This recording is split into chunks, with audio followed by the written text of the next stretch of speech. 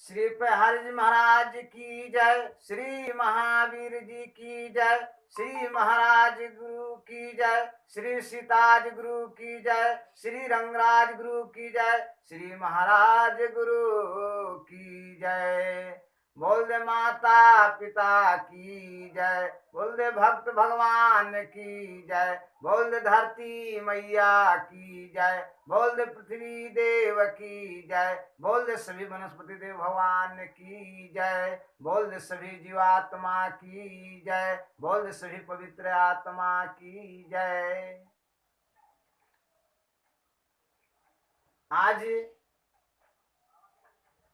सरल और आसान शब्द में मैं कुछ बताने जा रहा हूं। आप सभी इस बात को समझने का कोशिश करेंगे। आज जिस समाज में हम सभी जीवात्मा रहते हैं, उसमें बहुत जगह देवताओं के बारे में चर्चा होते हैं कि देवता किसे कहा गया है, देवता है क्या। मेरे भाई, मैं एक चीज बताने जा रहा हूं। सरल और आसान शब्द में हमें जो समझ में आता है वही चीज बताने जा रहा हूं। देवता और देवी, ये शब्द बता रहा है, ये हमने नहीं बता रहा, ये शब्द बता रहा है। देवता, तो प्रथम देवता मुझे समझ में आता है पिता, दूसरा देवी माता होती है। हे मेरे भाई, हम सभी प्रकृति के गोद में आनंद ले रहे हैं, बैठे हुए हैं, सो रहे हैं, जागे हुए हैं, फिर भी समझ में देवता के बारे में नहीं आता है। देवता किसे कहते हैं? शब्द कहता है जो दाता देता है, जो माता देती है वह देवी होती है, और जो दाता देता है वह सदा देवता होता है। प्रथम देवता पिता इसलिए माना गया है, दूजे देवी माता इसलिए मानते हैं कि माता पिता के सौजन्य से मेरे 5 तत्व के शरीर निर्माण हो जाता है, और माता पिता के सौजन्य से हम धरती माता के गोद में आते हैं। जब धरती माता के गोद में आते हैं तो आवश्यकता माता गंगा को आवश्यकता होती है। जैसे गंगा माता ने हमारा शरीर को साफ सफाई धो देती है। जो नरक से हम सब आते हैं माता के उदर से, तो पहले जल की आवश्यकता होता है। जल से मेरा पंच तत्व को, शरीर को साफ कर दिया जाता है। उसके बाद अग्नि, हवा और वनस्पति की आवश्यकता होता है। हम ये जो देवता हमेशा देते आया है उसे हम देवता कहते हैं। मेरे भाई, सरल हिंदी में समझ लेना। आज हम सभी देवता और देवी को, असली देवी और देवता को हम लोग पूज नहीं पाते हैं, असली मंदिर को पहचान नहीं पाते हैं। असली मंदिर यह पंच तत्व का शरीर है। हम सभी समाज मिलके नकली मंदिर को बनाते हैं कि कम से कम नकली मंदिर से भी असली मंदिर को पहचाना जा सके, मगर हम सभी जीवात्मा नकली मंदिर में समा जाते हैं। माया और ब्रह्म ब्रह्म से हमारा शरीर निर्माण है। ये ब्रह्म जो है जिससे हम बोल रहे हैं, और शरीर रूपी यह माया है। यदि ब्रह्म निकल जाता है तो माया किसी काम के नहीं आता है। इसलिए हम यही प्रथम संस्कार धर्म बताने जा रहे हैं कि प्रथम देवता को, पिता को जानो, माता के जानो, धरती माता को जानो। पृथ्वी देवता है, पृथ्वी देव को भी जाने। जगत जननी माता होती है जो 32 धार के दूध पिलाती है। दूध का रंग हमेशा सफेद होता है। सफेद सत्य के प्रतीक है, सात्विक के प्रतीक है। सात्विक हम लोग का आहार करना चाहिए जो मां के स्तन से आती है। अष्टभुजी माता इसलिए बताते हैं कि शरीर माता के जो रचा हुआ है बहुत सुंदर और बहुत चमचमाते हुए माता का चरण से लेके उनकी मस्तिष्क तक दिखाई देती है। मगर असली माता को हम लोग जान नहीं पाते। असली माता वही है जो जन्म देती है और 32 धार का अमृत पान कराती है और पाल पोस के जवान कर देती है। उस माता को कभी हम सभी आरती नहीं उतारे, उस माता को कभी नाम नहीं लिए, उस माता को जयकारी नहीं करते। हम सब जीवात्मा उस माता को जयकारी करते हैं जिसने हमने बनाया, हमने नामकरण किया, हमने मंदिर में बैठा दिया। सोचने की बात है, यह मैं नहीं कहता कि मंदिर नहीं जाना चाहिए या मंदिर में जो देवी देवता हैं उसको पूजा नहीं करना चाहिए। करना चाहिए मेरे भाई। करते हुए असली देवता को कम से कम पहले पहचानिए। जिस देवता और देवी से आए हैं उसको प्रथम कदर और सम्मान और पूजे। मगर हम सभी जीवात्मा उस देवता उस देवी को हम सभी जीवात्मा प्रथम नहीं पूजा करते हैं।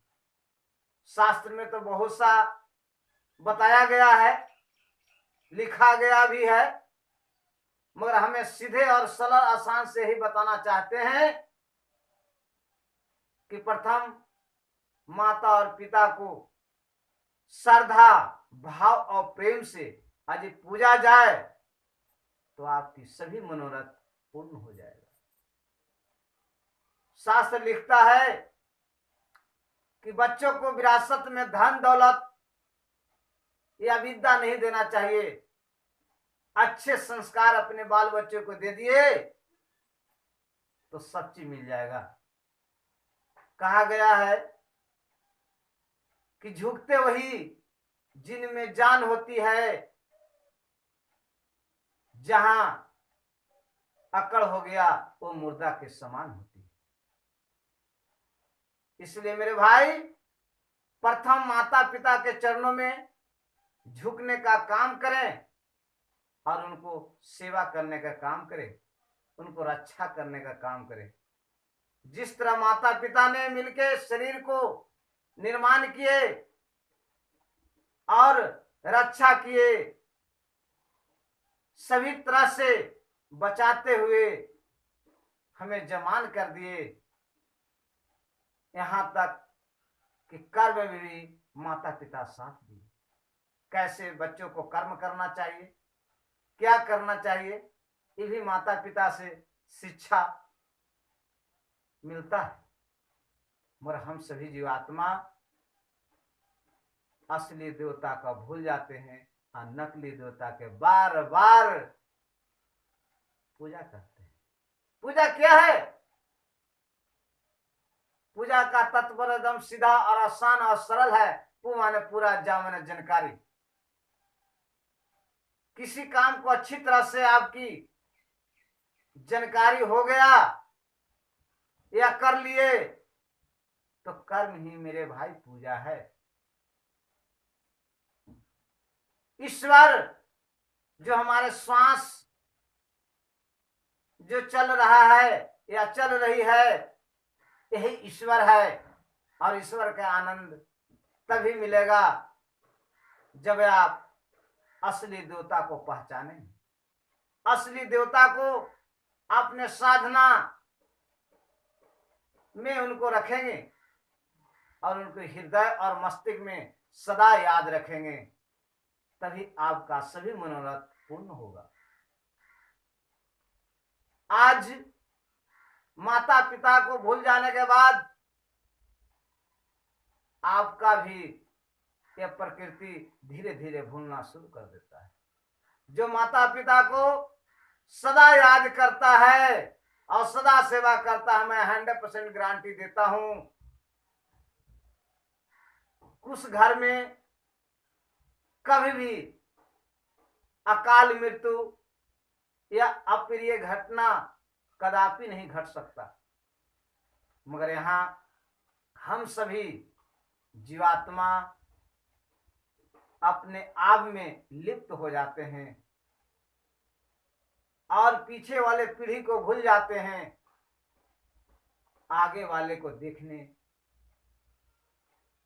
रहते हैं, सदा देखते आते हैं। इसी का मुख्य कारण है कि आज सभी जीवात्मा बार बार कष्ट में भोग रहे हैं। इसलिए हम बार बार एक ही जिक्र करते हैं, देवता और देवी। प्रथम देवा पिताए हु जानो, दूजे माताए देवी जानो, तीसरा धरती माताए जानो, चौथे पवन हु देवाय जानो, पंचम सूर्य देवाय जानो, छठे बनसाए हो पतिये हो जानो, सतम अग्नि देवाय जानो, अष्टम गंगाए माताए जानो, जीवन सफलाए मनोरथ पाओ, सकल समाज आनंद उठावो। आज जो है हम सभी जीवात्मा त्राहीमान हो रहे हैं। हे मेरे भाई, क्यों हो रहे हैं? कारण क्या है? क्योंकि आज के पर्यावरण दिन पर दिन दूषित होने जा रहे हैं, दूषित हो रही है। हवा, जल, अन्न क्यों दूषित हो रहा है? इसका पीछे कारण क्या है? कारण यही है कि आज के 200-500 वर्ष पूर्व मंदिर, पुराना मंदिर मिलता था, मगर हॉस्पिटल और अस्पताल नहीं मिलता था। कारण क्या था कि हमारा प्रकृति में बहुत से वनस्पति, बहुत सी जड़ी बूटी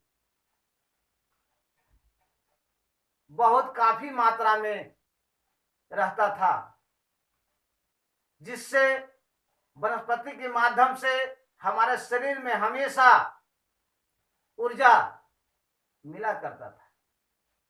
मगर आज के समय सभी वनस्पति को काट दिया जा रहा है, सभी देवता को समाप्त धीरे धीरे कर दिया जा रहा है।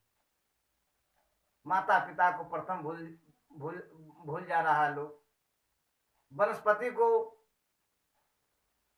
तेज हथियार से उसको काट दिया जा रहा है, बिना प्रणाम, बिना गोड़ लागे हुए। आज उनको टहने से लेकर जड़ तक लोग समाप्त कर दिया जा रहा है। हवा भी वैसा ही हो रहा है। इसलिए हम यही चीज कहेंगे कि सदा देवता को अपने घर में ही अच्छे से एक देव शक्ति का निर्माण करें और सदा प्रातः उठे तो माता और पिता को चरण स्पष्ट करें। 5 कर्म और 5 ज्ञान, यह 10 अंगुली से अपने माता को चरणों में प्रणाम करें। सुबह और शाम जो व्यक्ति इस नियम को अपनाता है सदा घर खुशहाल और आनंद से भर जाता है। दूसरा, धरती माता को प्रणाम करें, धरती माता को साफ सफाई रखें, धरती माता को रंगोली से सजाएं, फूल से सजाएं और घर में गंगा जल रखें। गंगा जल क्यों रखना चाहिए?